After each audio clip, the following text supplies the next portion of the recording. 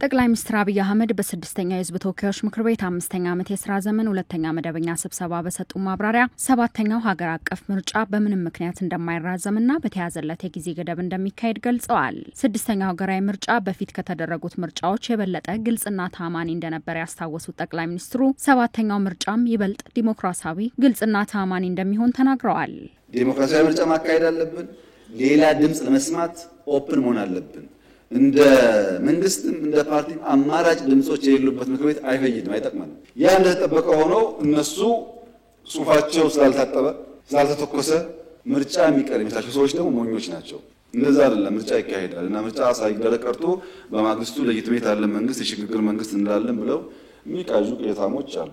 ግን እንደዛ አይደለም፣ ምርጫ ይካሄዳል። ኤንቢሲ ያነጋገራቸው የህዝብ ተወካዮች ምክር ቤት አባላትም አሁን ያለው የሀገሪቱ ነባራዊ ሁኔታ 7ኛውን ሀገር አቀፍ ምርጫ የሚያደናቅፍ አለመሆኑን ገልጸው ምርጫው በታቀደው ልክ ፍትሐዊና ታማኒ እንዲሆን ህዝቡ የሚያነሳቸውን የሰላምና ጸጥታ ጥያቄዎች መመለስ ይገባል ሲሉ መልእክታቸውን አስተላልፈዋል። ጠቅላይ ሚኒስትር አብይ እንደ መንግስትና ፓርቲ አማራጭ ድምጽ የሌለው ፓርቲ እንዲኖረን አንፈልግም፣ አሁን በስራ ላይ ካለው ምክር ቤት በበለጠ ብዙ ድምጾች ይገባሉ የሚል ተስፋ አለኝ ሲሉ መናገራቸው ይታወቃል። ያነጋገርናቸው ምክር ቤት አባላትም ይህንኑ ሐሳብ ደግፈዋል። የተለያየ ቦታ ላይ ችግሮች አሉ ያሉ፣ ግን ምርጫን የማደናቀፍ ኃይልና ብቃት አላቸው ወይ የላቸው? መንግስት ከሚያደርገው ዝግጅት አንጻርና አቅም ከሚገነባው አቅም አንጻር ወይም ከገነባው አቅም አንጻር ካለው ዲሞክራሲያዊ ምርጫ እንዲካሄድ ካለው ፍላጎት አንጻር ያን የሚያደናቅፉ አይደሉም።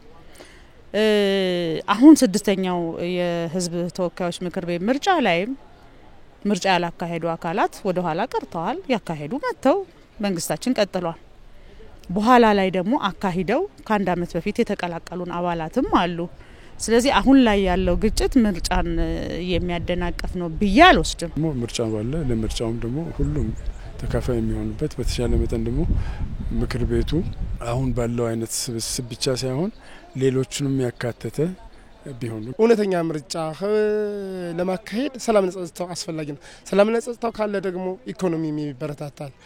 የተለያየ ግብርና ምርቶች ወደ ከተማ ይገባሉ። ሸቀጦች ከከተማ ወደ ገጠር ወደ ክፍለ ሀገር ይሄዳሉ። የዝውውር ሲኖር ኢኮኖሚውም ያድጋል። ማንኛውም የህዝቡን ጥያቄ ይዞ የተነሳ ኃይል የሀሳብ አለመግባባቶችን ወደ ንግግር ማምጣት ይገባዋል ያሉት የምክር ቤት አባላት ለህዝብ የቆምኩ ነኝ የሚል አካል መነጋገር ህመም ሊሆንበት አይገባም ብለዋል። ኢትዮጵያ እንደ ሀገር የጀመረችው የሀገራዊ ምክክርም ሰላምን ለማምጣት ሁነኛ መንገድ መሆኑንና በርካታ ሀገራትም የተጠቀሙበት እንደሆነ አንስተው ምክክሩ የተሳካ እንዲሆን መንግስት ሊያተኩርባቸው ይገባል ያሏቸውን ጉዳዮች አብራርተዋል። አንድ የታጠቀ ኃይል ወይም ደግሞ ለኢትዮጵያ ህዝብ አስባለሁ የሚል ሰው ወይም የህዝቡን ጥያቄ ይዤን የተነሳሁት ብሎ አላማ አንግቦ የተነሳ አካል ካለ እንነጋገር በአንድ ጊዜ ሊቀበለው የሚችለው ሀሳብ ነው ብዬ ነው የምወስደው። ግን እንነጋገር ችግር የሆነበት አካል እኔ የሚሰማኝ ከጅምሩም አጀንዳው ግጭትና በግጭት የሚያገኛቸው ጥቅሞች ናቸው ብዬ ነው የምወስደው። ወይ ለሌሎች በክፍያ እያገለገለ ነው ኢትዮጵያ እንዳታድግ ለሚፈልጉ አካላት፣ ወይ ደግሞ ከዛ ግጭት የሚጠቀመው ነገር አለ ብዬ ነው የምወስደው። አሁንም ህዝቡ በነቃ ህሊና እንዲያስብ የምፈልገው እውነት ለህዝብ የቆሙ አካላት መነጋገር ህመም ሊሆንባቸው አይችልም። ሀገራዊ ምክክር ኮሚሽን በተመለከተ እንዳጠቃላይ ምንጠላው ጉዳይ አይደለም። በብዙ ሀገራትም ተሞክሮ በጣም ለውጥ ያመጣ ነው። ሰላምን በማስፈን ረገድ ሳይንሳዊ ነው፣ በሪሰርች የተረጋገጠ ነገር ነው። ሰላምን ለማስፈን የሚጠቅም ነገር ነው። ነገር ግን እንትኖች አሉ፣ ቅድመ ሁኔታዎች መሟላት ያለባቸው ነገሮች አሉ ብለን አንስተናል። ጦርነት ባለበት ሁኔታም ሰው በነጻነት ሀሳቡን አይገልጽም። እስራት ሊፈራ ይችላል፣ ሞትን፣ የተለያዩ ነገሮችን ሊፈራ ይችላል። ስለዚህ እነዚህ ቅድመ ሁኔታዎች መሟላት አለባቸው እንጂ ከተሟሉ የምንገፈው ጉዳይ ነው። በፕሪቶሪያው ስምምነት መንግስት ለሰላም የተጓዘበትን ርቀት ያደነቁት የምክር ቤት አባላት አሁንም ሰላምን ለማስፈን በሚደረገው ጥረት በቁርጠኝነት ሊሰራ ይገባል ብለዋል። እያንዳንዱ ዜጋም ሰላምን በባለቤትነት በመጠበቅ ለሀገር ሰላም እንዲሁም ቀጣይ ለሚኖረው ምርጫ ፍትሐዊና ታማኒነት የበኩሉን እንዲወጣ ጥሪ አቅርበዋል። መንግስት ደግሞ የጀመረውን አሻፈረኝ የሚለውን ለማስቆም በሚገባ መንገድ ወደ ሰፊ ሆኖ ደግሞ የሚመጣውን በማነጋገር ሁልጊዜም ጠረጴዛውን ክፍት አድርጎ ሰላምንና ወደ ሰፊነትን ማስተማሩን መቀጠል አለበት ብዬ ነው የምወስደው።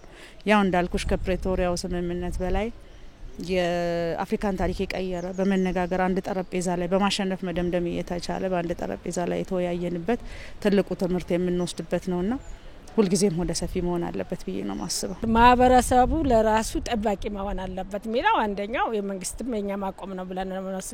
ከዛ ውጭ ግን ከዛ በላይ የሆነውን ግን መንግስት ከጎኑ ሆኖ ህዝቡን መጠበቅ የህግ በላይነትን ማስከበር ከዛ ውጭ ግን በስምምነት በፖለቲካ ድርድርም እንዲፈታ የሁሉ ምክር ቤት አባልም የመንግስት ማቆም ጭምር መሆኑን ነው የምንወስደው።